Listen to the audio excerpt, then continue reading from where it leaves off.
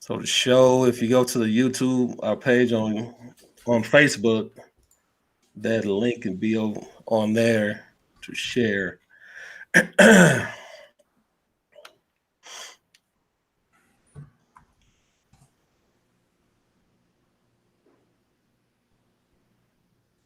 All right, guys, I'm here with Coach Wickard and Ryan, author of Speed Compendium.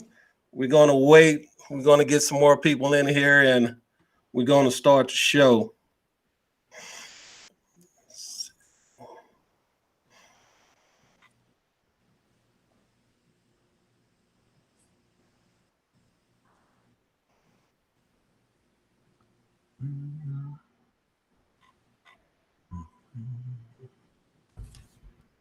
Guys, we'll be starting the show in a second here.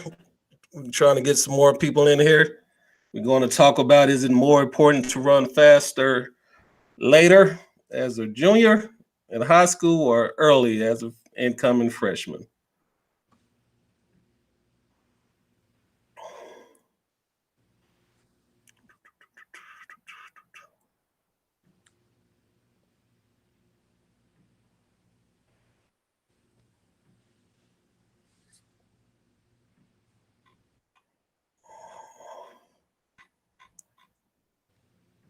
Guys, thank you for joining the show. We sending out some invites, so just bear with us. We'll be starting in a moment.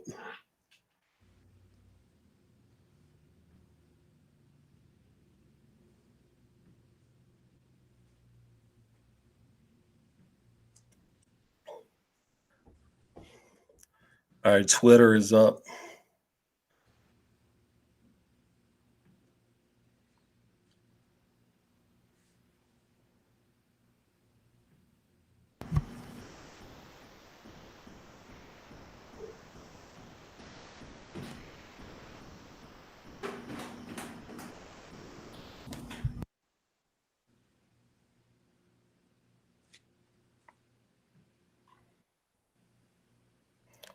All right, let me make a share.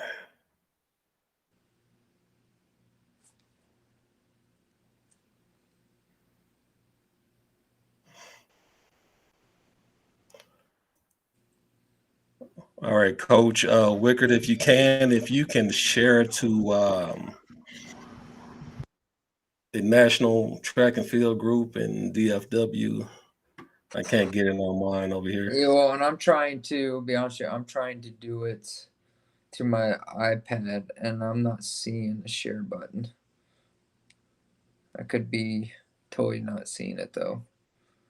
Yeah, that you go on our Facebook page. It's gonna, you go to the actual video on the Facebook page, the live video, and it'll be under that. Click on that.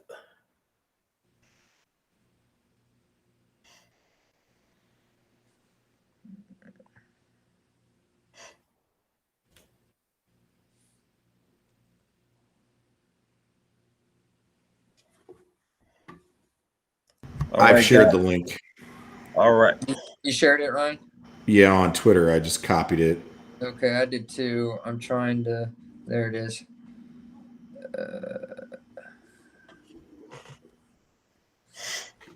What the?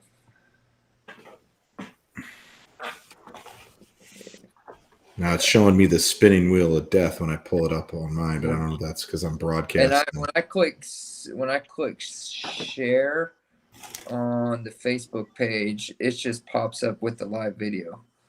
I'm not able to get a link. Yeah, it's live. We got a couple in here now. Let me see what's going on Facebook.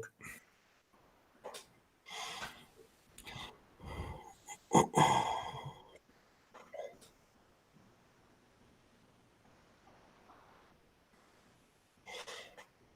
try it this way. Yeah, I'm up and running on Facebook, and I'll share it. And I can send y'all the link also if y'all need that. I think. All right, guys, just bear with us. We're sending out some invites and some shares. We're going to talk about, if it's more important to run faster later in high school or early as a freshman. All right.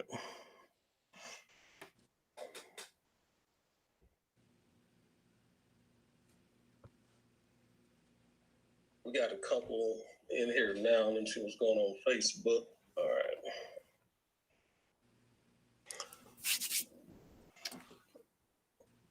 All right, guys. We'll go ahead and get started. Just let me know if you need more time.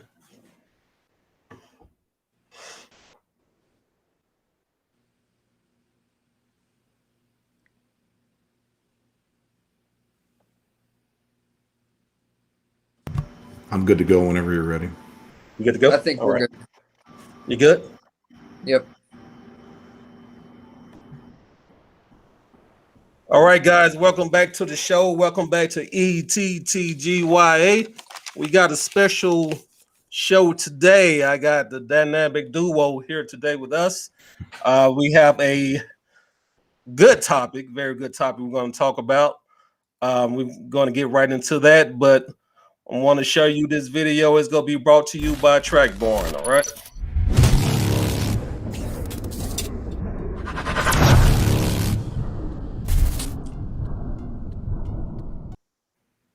So for all your track and field needs, go to trackborn.com. If you need equipment, you need custom uniforms, anything you need, go to trackborn.com. You can type in TexasTrackDad, and that will give you 10% off, okay? All right. So I have Mr. Track and Field himself, 5-star author of Speed Compendium, Ryan Banta. Ryan, just tell us a little bit about yourself. Tell us a little bit about your book. There you go. Yeah, so about 2012, I came back from the Emerging Elite Track and Field Coaches Clinic out of Chula Vista, California, at the Olympic Training Center, and kind of got into some discussions with some folks about different things. And I was already writing for a website called EliteTrack.com. And it was funny because we're sitting around the cafeteria just, yucking it up and having a conversation with fellow like-minded coaches. And one of the coaches brings up this story about an article they read, and it was my article. Yeah. and at that point, I was like, wait a second, people are actually reading my stuff. Oh no, I got to be a little bit more mindful of my grammar and making sure I'm giving them quality content. And I had already been bouncing around the idea of making a book. And, I came back to my wife, and she agreed that this is something that I probably should take on. And it took about 5 years from that point to reach the finish line. And thankfully, the Sprinter's Compendium has been sold in 40 plus countries around the world. And, I'm still, a lot of coaches are still trusting in me and purchasing it and having a lot of good value that comes out of the book. And, there's 50 contributing coaches from around the world in it. And so that's kind of how I got that started. And I've been a high school coach the entire time. So I'm at the grassroots level, just like many of you who are listening tonight. Nice. Good deal. And we have Mr. Wingage himself, Coach Wickard. Because if you run a fast time, Coach Wickard gonna want to know if it was a wind gauge out there. That's I right. guarantee you that. So Coach Wickard, he's the founder of Tier 1. He's going to tell you more about that. And also with Ryan, you can buy that book, Sprinter's Compendium. You can buy that on, there you go. You can buy that on Amazon as well. And it should be a link in that description title. If not, let me know. I'll go back and correct it. But go ahead, Coach Wickard. Yeah, so I spent 14 years at the Division I level coaching sprints and hurdles. Been all over the country from mid-major to Power 5 to D2, and had a child, and it changes your life. And so I said, I need more time with my family. And so I left the college coaching field, and now I'm doing private coaching for developing speed and hurdles in the DFW area for athletes from 9 to 18 years old. And a good thing about Tier 1 too, he also offers mentorship, right? With if you have questions about recruitment or anything like that, he offers that. Um, so make sure you check Coach Wickard out. He's on Facebook, he's on Instagram, he's on Twitter. Make sure you check him out. All right.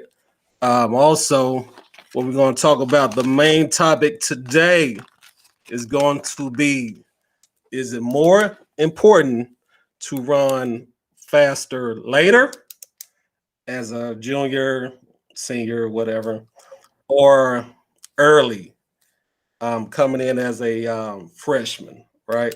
So what I'm doing, guys, I'm giving my take first as a parent, right? Because you guys are the professional. I'm just Texas track dad. That's all I am, right? That's all I am. So my take on it is athletes coming in their freshman year, I feel that they need to get their name out there, and it's important for them to. I'm not going to say be a state champion, but I think it's important for them to run fast times, right? It's important for them to run fast times. But my thing is, if you kind of not push them so much and wait later, what if they get hurt their senior year, their junior year, and they to get them times early, That's my take on it. I'm kind of, like I said, I'm kind of on the line with it. I get it. Later is fine because you want to make sure they develop correctly, right? Then you want them to get stronger. But coming in, I think they need to hit it. I think they need to hit it. So, what are y'all thoughts? Ryan, you go first, buddy. Well, it's an interesting topic because if we're talking about, early development, right? So females tend to come in, and then this is in my experience, the females tend to come in a little bit more mature. They tend to hit puberty earlier. They tend to be more developed earlier than dudes. Obviously, I mean, in a perfect world, we want everybody to run as fast as they can, as early as they can. I think what the problem is more than just development is kind of the social emotional aspects of running really fast, really soon, sometimes stunts the long-term peak development of a person because attitudes get in the way. Too many people get in the way. There's too many coaches, too many high school coaches, too many personal trainers, too many aunties and uncles and friends. And everybody thinks, ooh, I can circle the wagons around this person and I can be more influential on the scene. I can get more people involved if I hooked this really talented kid into my system. Now, when that is done the right way with the right type of coach and the right type of relationship, that's great. But oftentimes it's just one of those things where the athlete loses some of that motivation, some of that drive, some of that interest, because early on they're already dominating. So it takes a really unique person who dominates early to dominate later. If you look at international track and field in Europe, a lot of their world junior representatives, the Commonwealth Game juniors, all these different types of things that they have for European track and field, they get these kids developed really, really early and they run really fast. But then when it comes time for the Olympics or the World Championships, the United States and Jamaica is still most of the time spanking that butt with kids who weren't necessarily super fast early on. One of the best examples, and Justin can expand on this, but like Tyson Gay was not extraordinarily fast until he got to the University of Arkansas with Lance Browman. And then he ran some just monumentally time. He's the second fastest man in the world, of all time. And that's not something to sneeze at. So I believe that oftentimes it's not the physical thing I'm so concerned about. It's the social emotional thing that gets in the way. Go ahead, Justin. No, I would agree with Ryan on that one. Just because if they run fast early, the expectation now goes bigger. tremendously, so if you're a freshman and you run fast, and let's say it's fast enough to now college coaches are going, ooh, college coaches are still going to wait because they're only a freshman. However, now all of a sudden it's like, ooh, here comes a scholarship. Here comes this. Here comes that, or, same thing. Like everyone's dream is to make the Olympic team. Unfortunately, not everyone is like Sydney McLaughlin and some other ladies, that have made the Olympic team when they were, in high school. It's rare, and so I think there has to be a balance. There definitely has to be a good system in place with a good support of network of people around that they can trust and be guided by, and know that everyone involved has the best interest of the kid, not of, hey, we got to do it right now because it's going to make me look good. Because at the end of the day, as a college coach, yeah, freshman times you might run fast, sophomore run fast. Okay, we're starting to look. But to me, I don't care what you ran your freshman or sophomore year, because a lot can change from after your sophomore year. Especially, if you want to, like Ryan talked about, like for females, they mature a lot quicker and a lot sooner, okay, than the guys. However, we also know that usually after sophomore year, some other things start changing within the females, and a lot can happen after sophomore year. Like, whoa, totally different person, and so that can play a factor in as well. Obviously with the guys and going through puberty, and then changes of hormone levels and all that stuff, that's going to have an impact as well. So I think it's more of, if we're going to run fast, and you do run fast, I think it's really important as a coach to sit back and like, okay, what things do I need to keep them with the basics? Let me not rush into like, ooh, I got something special here, and let me just, like Ryan says, fry the steak and it's done by the time they're a junior. We've seen that over and over again in the youth. So I mean, I think it has to be a balance. It's got to be a plan in place. But from a college coaching standpoint, doesn't matter until you're a junior. So here's my question to both of y'all. So how can you prepare that athlete mentally for that? Are you going to go to him say, hey, I want you to run fast, but not as fast, because we need to develop you more. Give it all, but not give it your all. You see what I'm saying? So what's the process on that? Do you tell them, hey, go out there, we want you to run good. Hey, freshman year is not as important. We go focus on down the line. We're going to get you stronger, but I still need you to try to make the state the best way you can. I think this is where probably Ryan does the best, honestly, because I know he's probably going to sit down and ask what the expectations are of the kid, and then is that expectation coming from the kid, or is it coming from the parents? As a coach, you got to distinguish that real quick.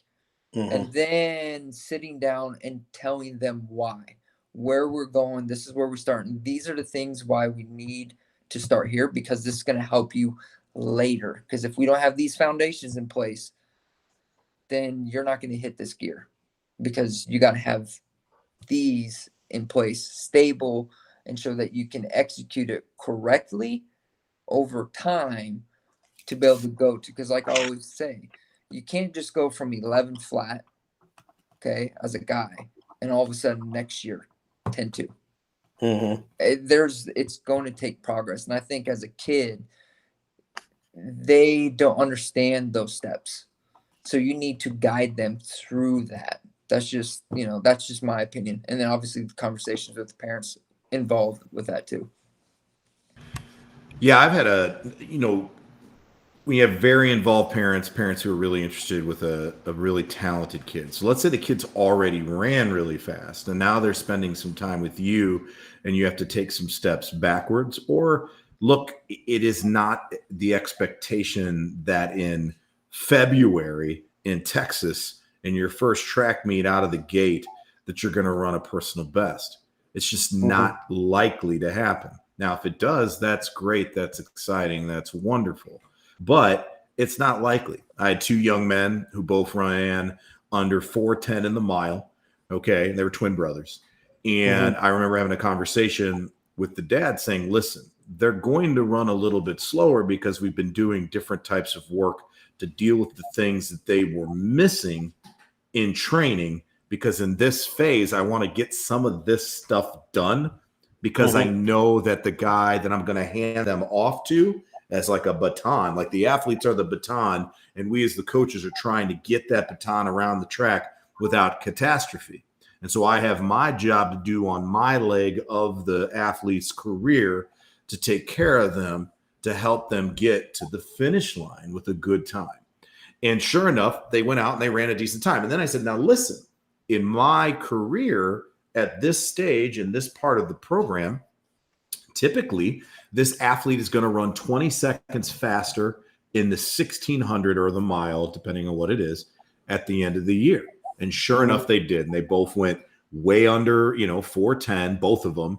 And in fact, the funny thing about it is they didn't run much faster when they got into college. And then the conversation is, well, did you stunt their development through training or did the other guy do it? It's like, no, it's not that at all. They were in a radically different situation and they moved up in events. They became really good at the 5K and the 10K. And one of the young men were all Big 12 and ran, right at 4 flat on a number of times. It was an All-American, and all this kind of stuff. So it's interesting to see the choices that are made. And you have to have that conversation with the parents and with the other coaches so that they know what the plan is. Like anytime somebody comes to me from another school, which doesn't happen as often anymore because I have a family, just like Justin was talking about, and I got kids. So there's things that I'm not involved in outside of my own high school program that I used to be much more heavily involved in.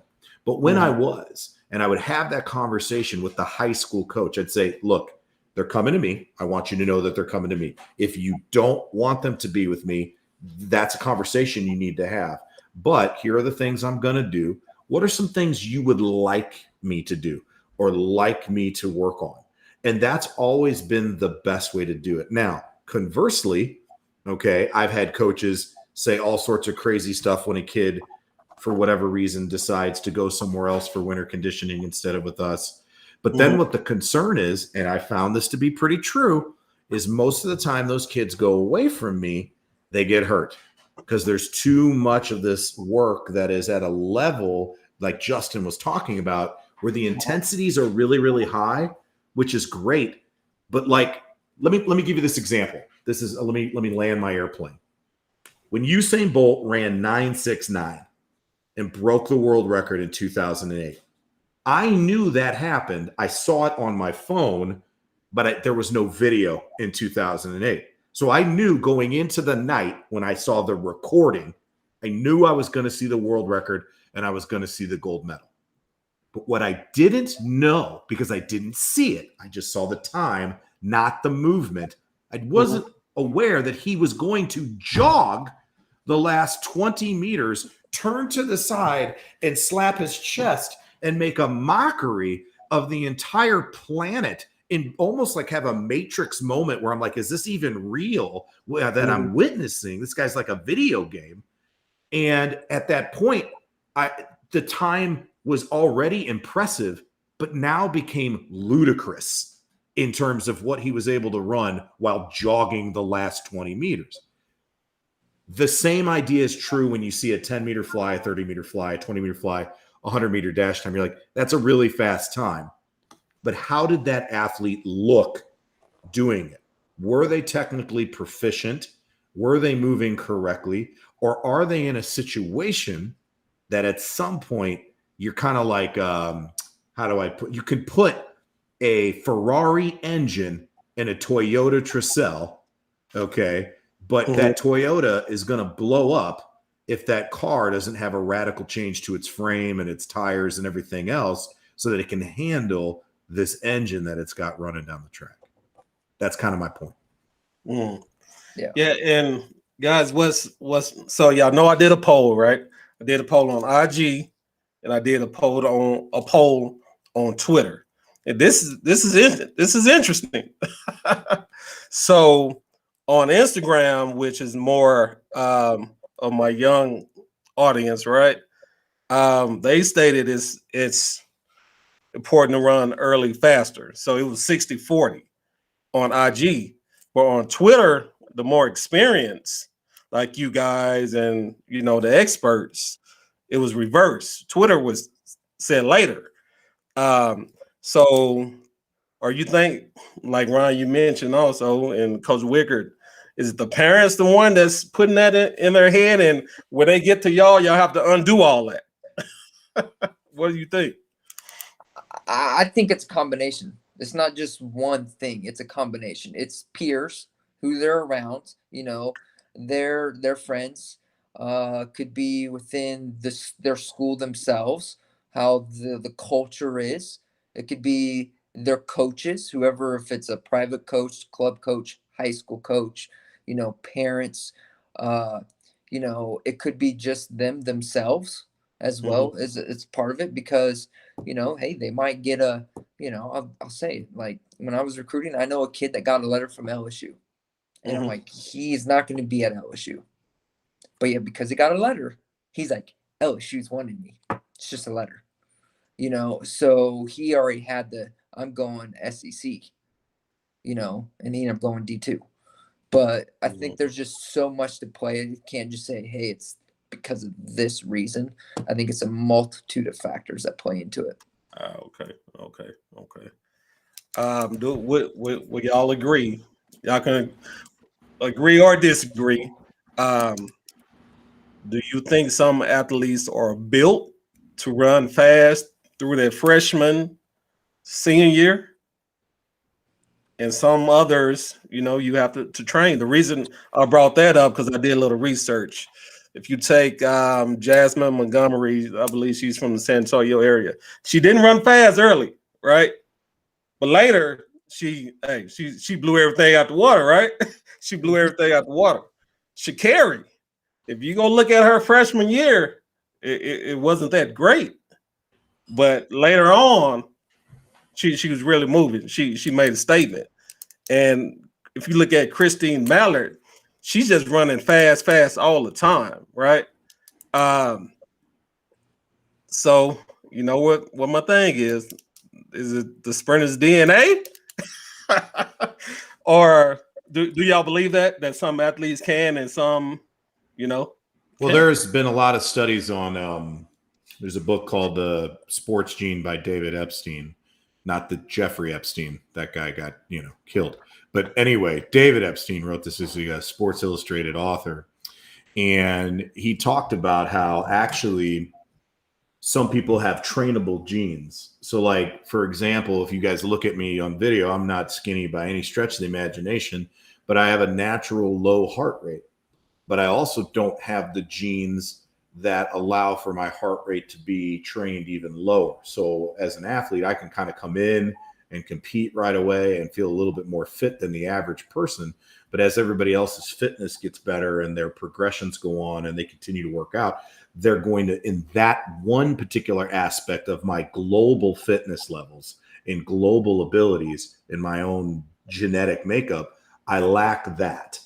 So when you look at some of these people, like someone like Emily Sisson, who I coached, who was in the Olympics and finished 10th in the 10K, she just kept getting better and better and better and better. So if you would look at her DNA, and I don't know it, but I would assume that she checks off all those boxes of having the talent already, having a mom and a dad that's super, and they were both Division I athletes. Dad ran for Wisconsin, mom was a gymnast. So now you have this combination of endurance and power all wrapped up into this tiny little package. And oh, by the way, all of her sisters are fast as well. And two of them are all of them were Division I athletes.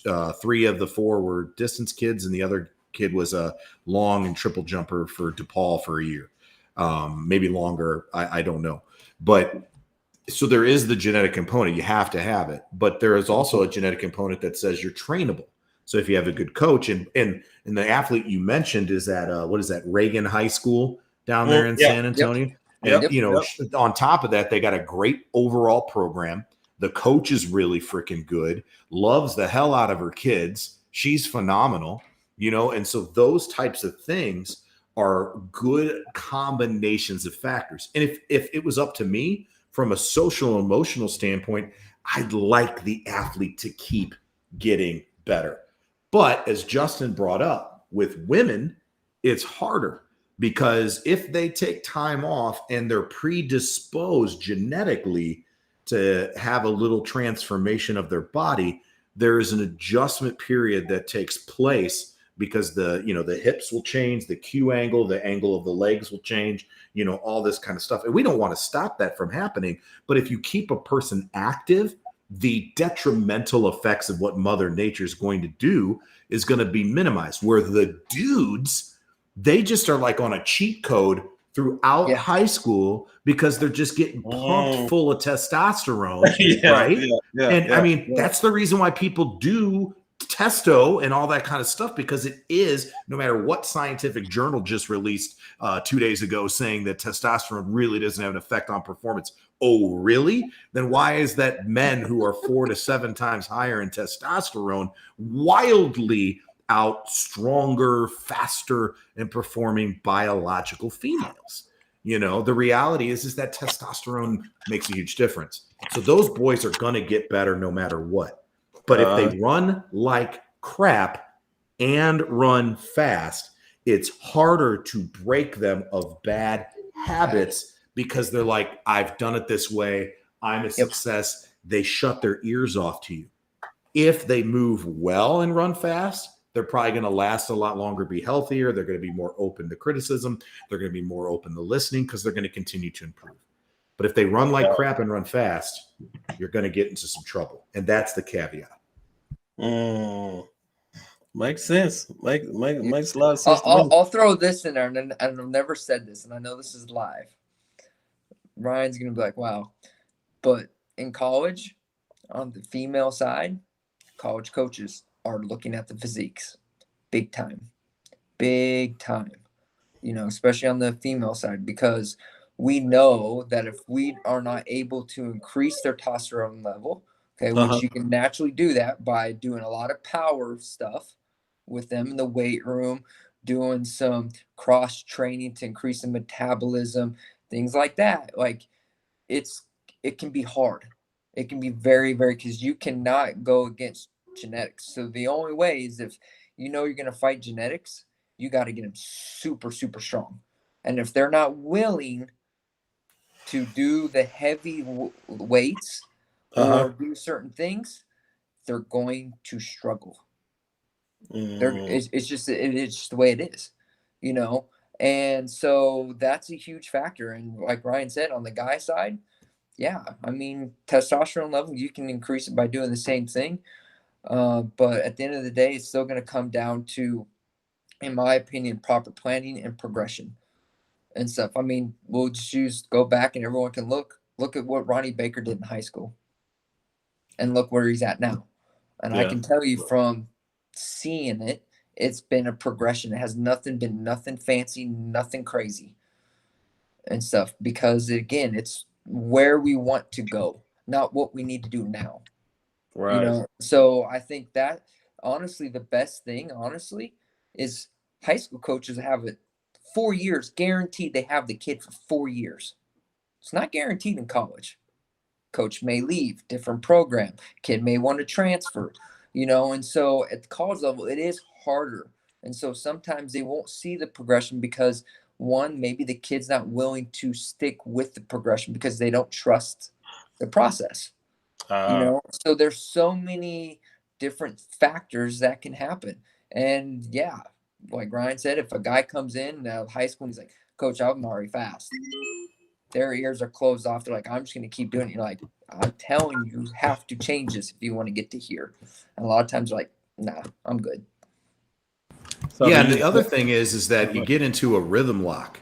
So the firing pattern gets wired in really hard and you haven't exposed them to a lot of other things. So the body just gets very, very, and this is a reality. It's called a dynamic stereotype.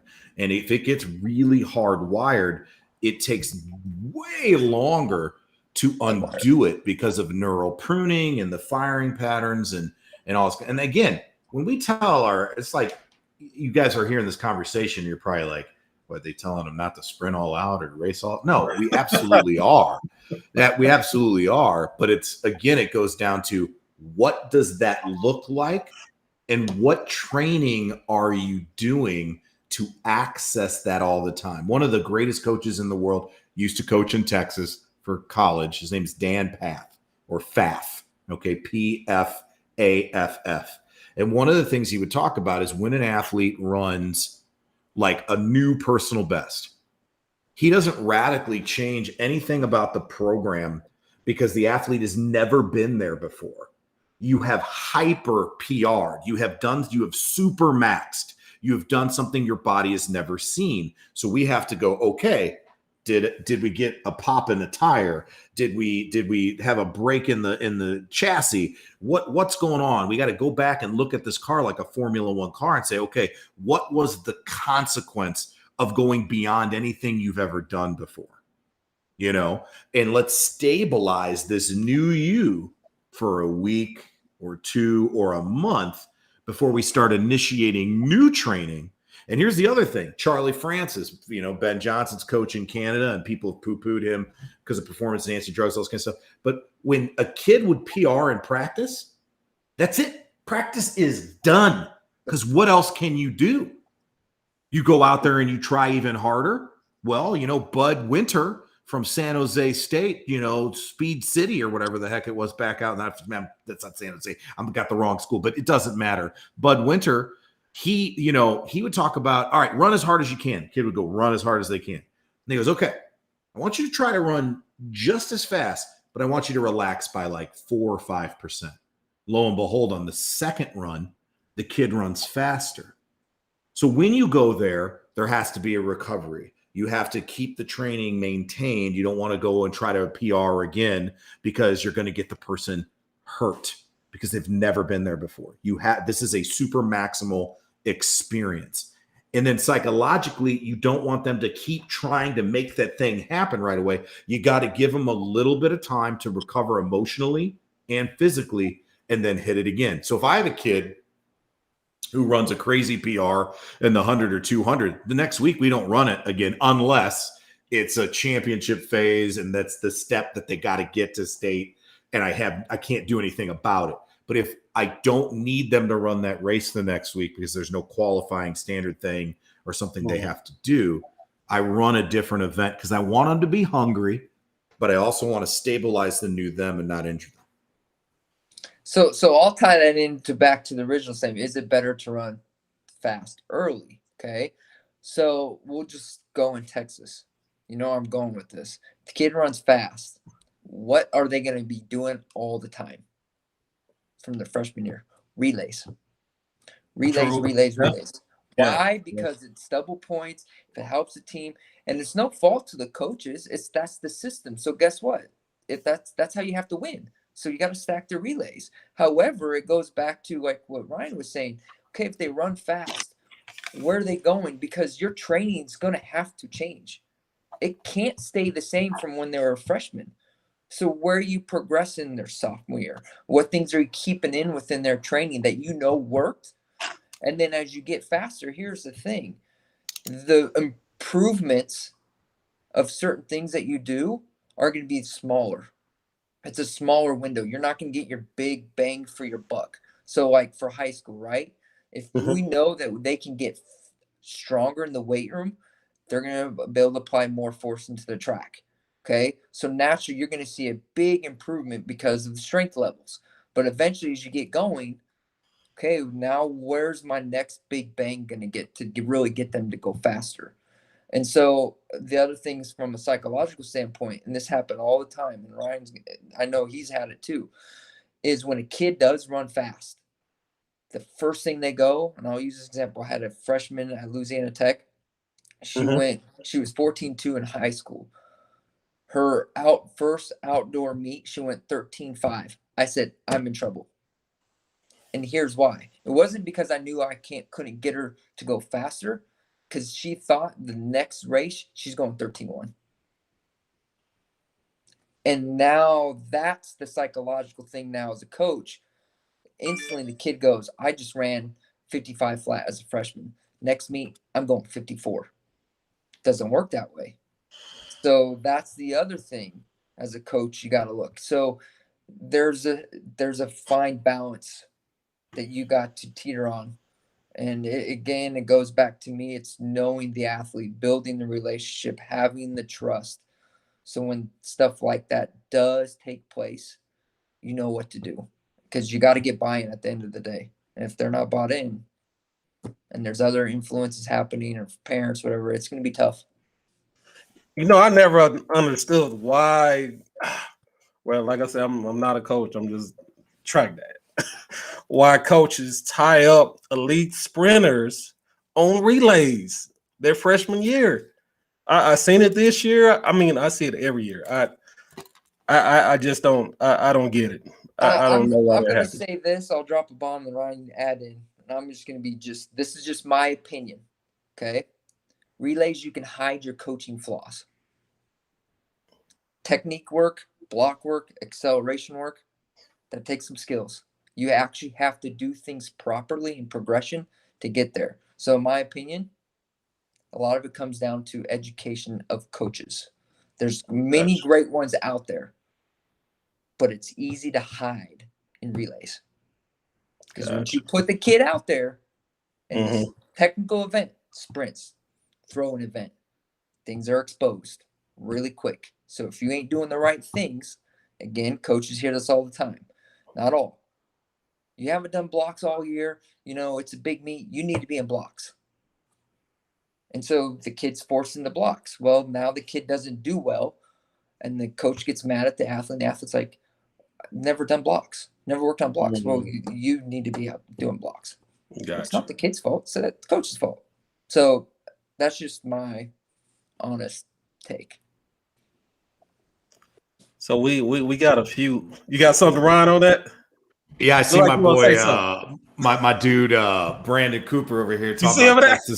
Texas versus everybody else. Now here's the deal. All right, back in the day, my cousin lived in Arlington, and Texas was the only other place I ever felt like I was at home. Now that being said, all right, we had two women in the hammer from Missouri. We had a woman a medalist in the steeplechase. We had another woman in the 10K. We got Mike Rogers, who basically runs under 10 seconds every time he steps onto the track. You know, we got all sorts of folks in the javelin.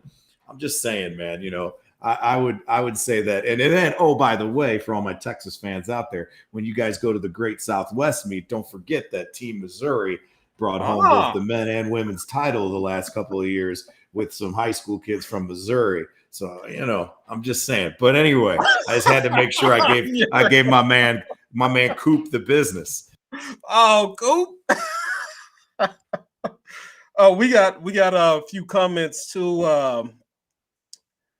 So we have a comment that says, develop your athlete over 4 years. The junior year is very important for the recruiting process. So, Coach Wickard. Yes. Is it heavier junior year or sophomore year? Sophomore year is barely taking place.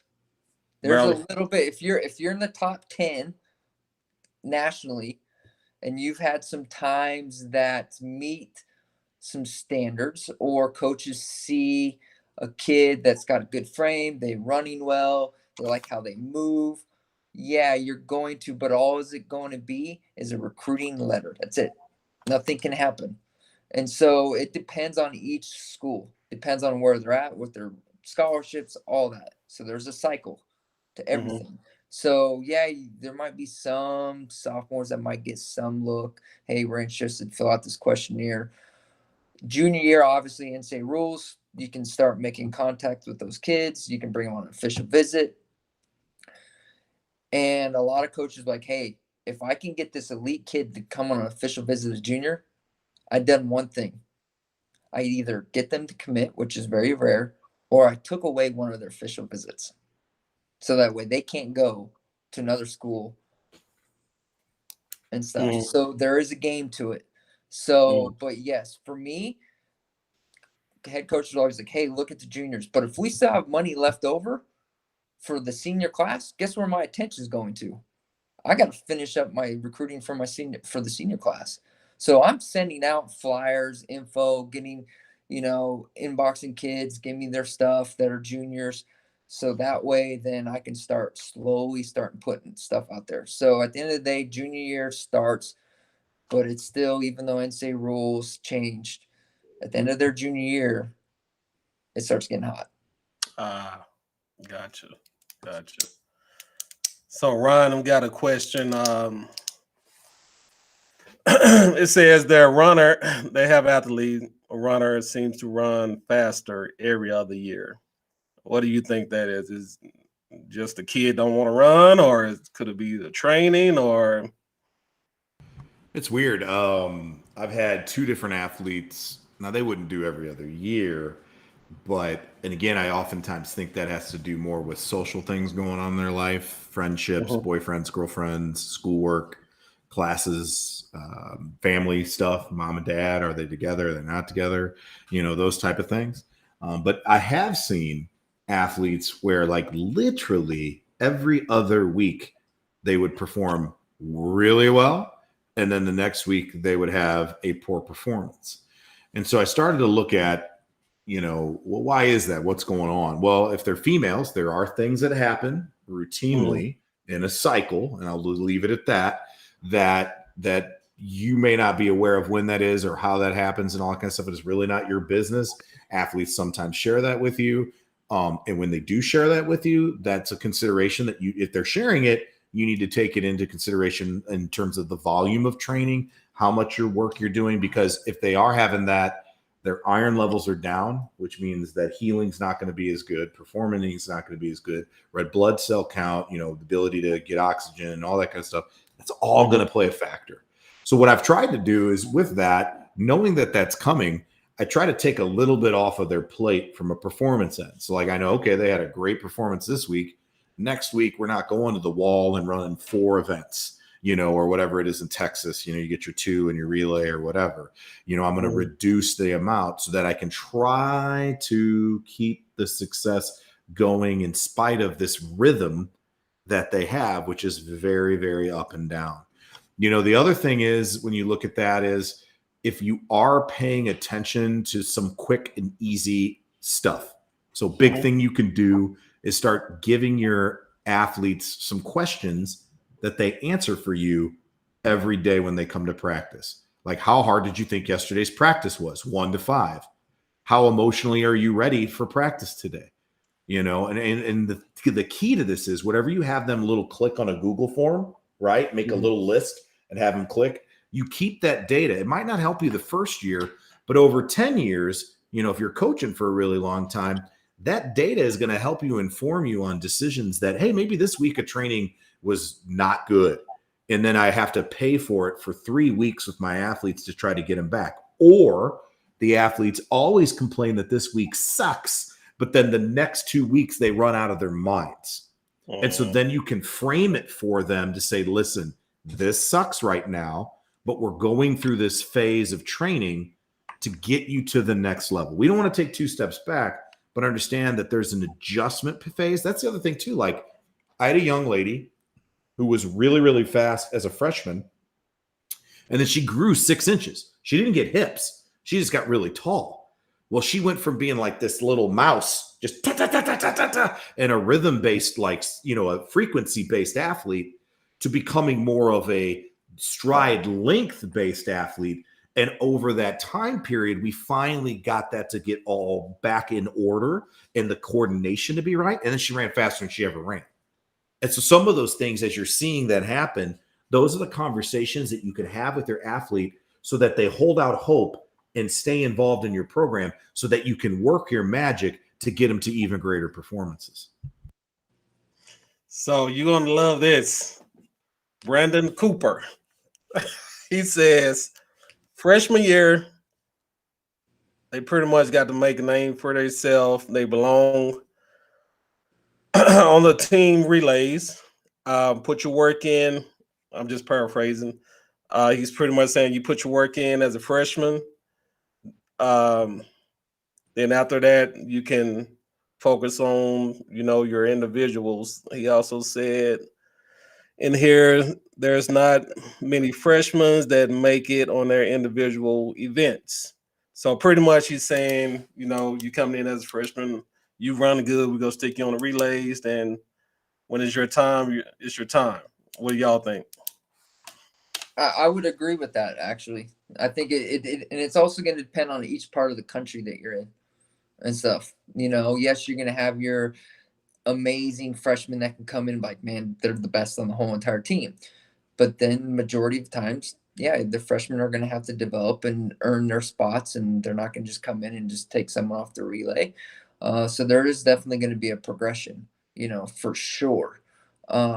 And I think it's really important. Again, it goes back to the expectation, knowing what things they need to accomplish as a freshman, what the role is on their team, and sort of falling in line of first understanding what is the team culture. Team culture is big, in that. So I think that's, spot on. Yeah. Well, what'd you think, Ron? You think it's slap them freshmen on relays and it is what it is, or what? Well, I mean, again, it depends on your team strategy, right? Like, if you think collectively they have strength collectively, that it takes a little pressure off of them. I mean, think about like anytime you've ever asked a kid to run an 800 or a 400, right? That's probably always going to be better on a relay leg than in an open race where they're out there naked by themselves, so to speak. But you put that baton in their hand, there's a lot more extra motivation possible. Not always. Sometimes a kid will still tank on you. But if you set it up right, that you're going to get more motivation out of them, and they go, oh, I can do this. That isn't as scary. That's not as nerve-wracking. That isn't as worrisome. Now, it doesn't always work because some kids just have mental blocks. But if I'm going to do what I want to do with this kid later, and I feel like this event, this relay is an opportunity to build confidence, then let's do that. Let's build that into them right away. It's a lot easier. It's like in a football game, there's 11 people on the field, including you, and another 11 on the other side. You can hide a little bit. On a relay, you can hide a little bit. You can grow into it a little bit, But that being said, if you've got a freshman on there with upperclassmen, well, now there's more pressure because, well, I don't want to let them down. The upperclassmen are going to be mad if I screw up this relay, whatever. But here's the key. And I saw something on here from one of these other coaches who was talking about like the athlete had not used blocks, and then the coach threw him in the blocks at the last meet of the season. I always tell my female athletes, and I know this is gendering, but I tell them dance with the boy that brought you. And what that is don't start tweaking things late. Let's get this stuff out of the way early. Let's rip off the Band-Aid early. If I'm going to put you on this relay, let's get this done and over with. So there's not a lot of pressure. I am not a person who wants to run my kids JV if they're a varsity talent. Oh, they can't handle varsity. Are you kidding me? Let's get that over right away so that they can get those butterflies out of their system, get a baptism by fire, and get used to it. So we had a young lady who was second in the state of Missouri in the 400-meter dash. She's our school record in the 400-meter dash. Awesome kid. She was fourth in the state in the 200-meter dash. We found out in the last 2 weeks of the season, oh no, your front foot is the wrong foot in the block. She was literally double tapping out of that front position off the block. Now, we all know, well, shoot, she could run a lot faster if you switch that up. Yes, but she's been doing that way all year long. So we are going to fix it in the winter and winter conditioning if we're allowed to. And we're going to do it in the spring and get it right. But I'm not going to throw the baby out with the bathwater and try something radical, even if it's kind of like the right thing to do from a philosophical, technical standpoint. We're not going to mess with that. Let's just roll through this now and get this done. So for freshmen being on those relays, let's get them on it right away. If that's a good place to give them some opportunities and some experience with some of their peers that maybe are their same age, awesome. I'm all for it.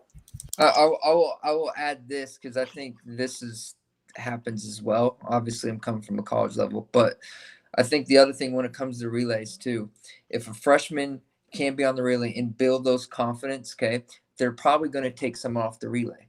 Okay. So let's say that person that they took off the relay is in an individual event and that freshman's better than them in the individual event. Let's put this in here.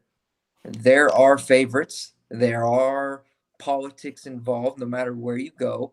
So, okay. So now you're going to take that senior that's not as good as your freshman and say, sorry, yeah, you're going to have some problems, So I think there's just so many dynamics to it. You, as a coach, you have to think of your scenario situation. And again, that's why I said culture.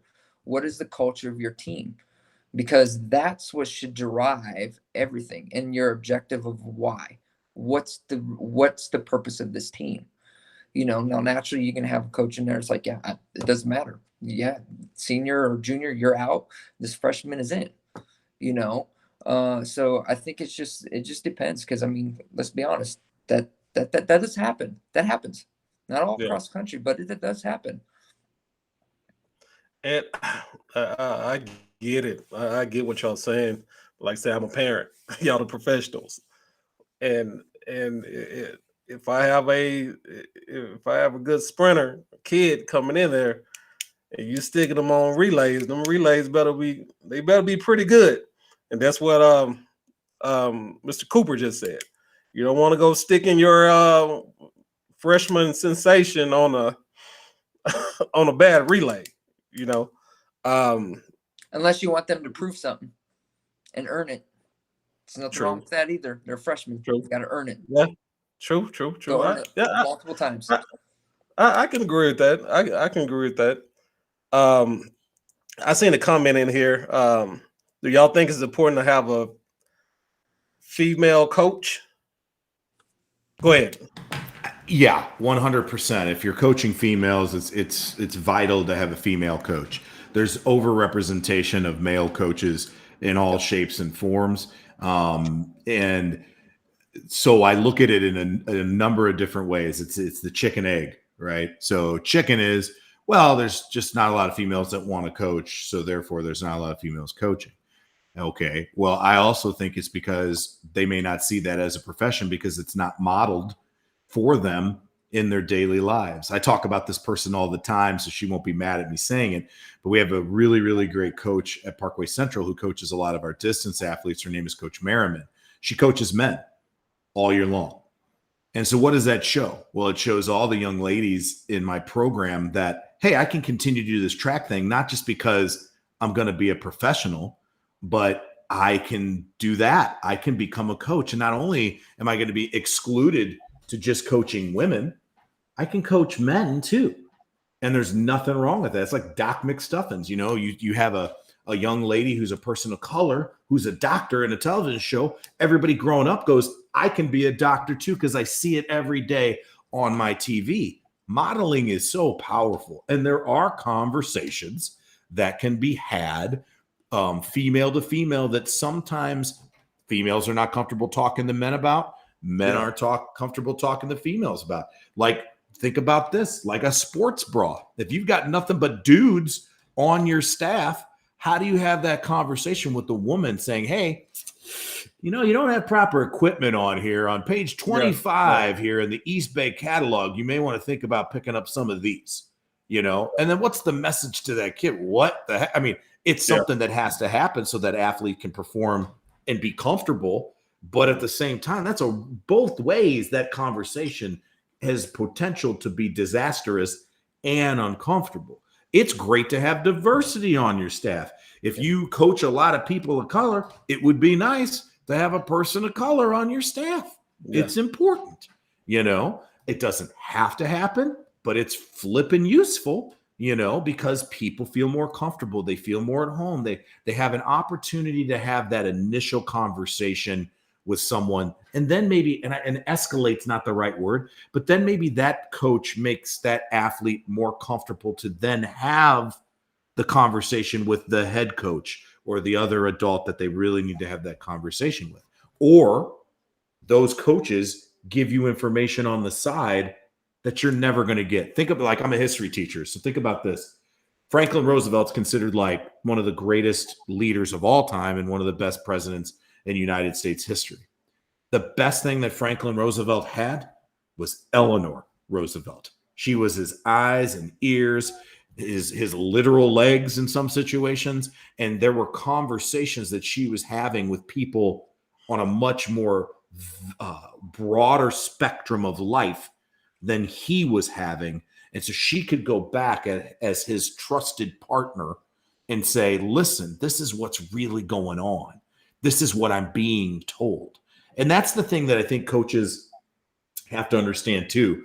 Once you become the head coach, you're going to be the bad guy a lot more often. You're going to be the bad cop a lot more often. And your assistant coaches, whether they're good at it or not, are going to assume the role of the good cop once in a while. You know, my dad's a member of law enforcement. I know you were a member of law enforcement yourself. And it's one of those things where, you know, these roles get played in society and you have to be aware of them so that you can manage them and massage them to be the best representation of your program and the relationship you want to develop with your athletes. Yeah. And I think I think it's important for the parents to get involved, talk to the coaches. Because the parents, they're going to have their perception of the kid, and the coaches, you know, they were like, it's going to be different. It's never the same. It's never the same. Because professionals like yourself, y'all go see the little things. That kid might be smoking everybody, but or they getting forced to the ground, or they doing the right things. Because you know, when that kid run into somebody at their level, they gonna have problems if they don't have good technique. I definitely get that. I definitely get it. So overall, I think, yeah, later is better. Kids should get developed. I don't agree with the relay. I can't say I agree with the relay, but I get your point as coaches why y'all do it. I get it. I definitely get it. But you got to look at the kid's future, and you know, putting that kid on the relays, you saving them too, right? You saving them a little bit. So I do agree with that. Guys, we've been getting a lot of comments and questions, and then we're looking here. We got somebody that just came in.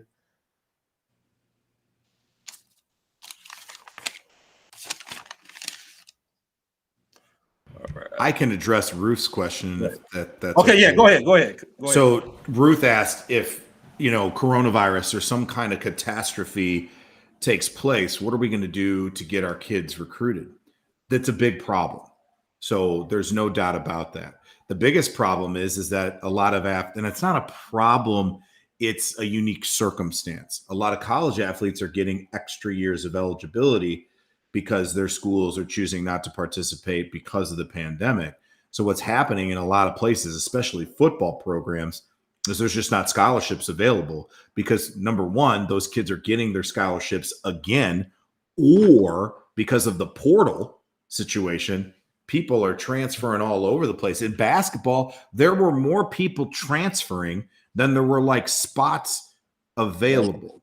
So when it comes to perform, we obviously want kids to run fast, but I would say in my heart of hearts, like, they know that, like, when they're recruiting people, they know that, like, hey, like, this kid didn't have this season, because they're also seeing it with their own college athletes as well. Like, whoa, we're way behind where we were before. We're not as prepared as we were before.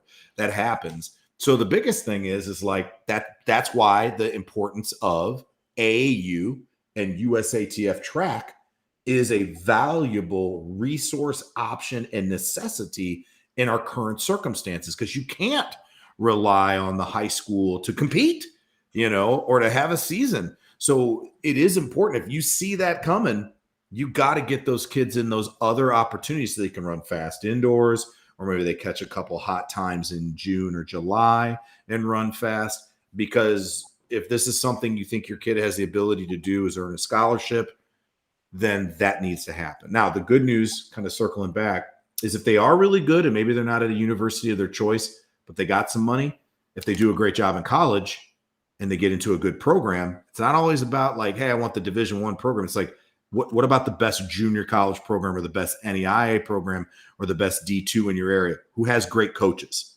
And then they get you prepared, and maybe you run really well there, and that's great. You become an All-American, or you run so well that you want to test yourself at a higher level, and now you have the option to do so.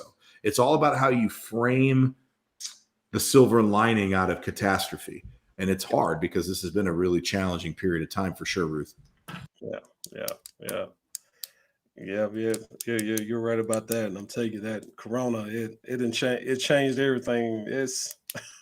I mean, you can't train like you want. It's different. It's different. It's the new.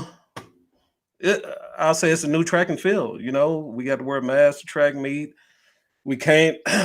So I know as coaches, I know y'all like, hey, we got to make sure we keep the kids, at a certain distance. And I mean, it's all type of new stuff with this COVID. I have another topic, but if I'm bringing it up, I know we're going to be here another 2 hours. Dang. I want y'all to hit on it, all right? Let me see another question popped up. I want y'all to hit on it just a little bit. And I know, Ryan, I know you're going to talk about it on your podcast. Ryan has a podcast as well. Ryan, what's your podcast? It's called The Companions of the Compendium. So COC. All right. So here's the thing. We're going to just hit on this just a little bit, y'all. Should sprinters run across country? I'm out. I'll see y'all tomorrow. That's the show, guys. That's the show. See y'all later.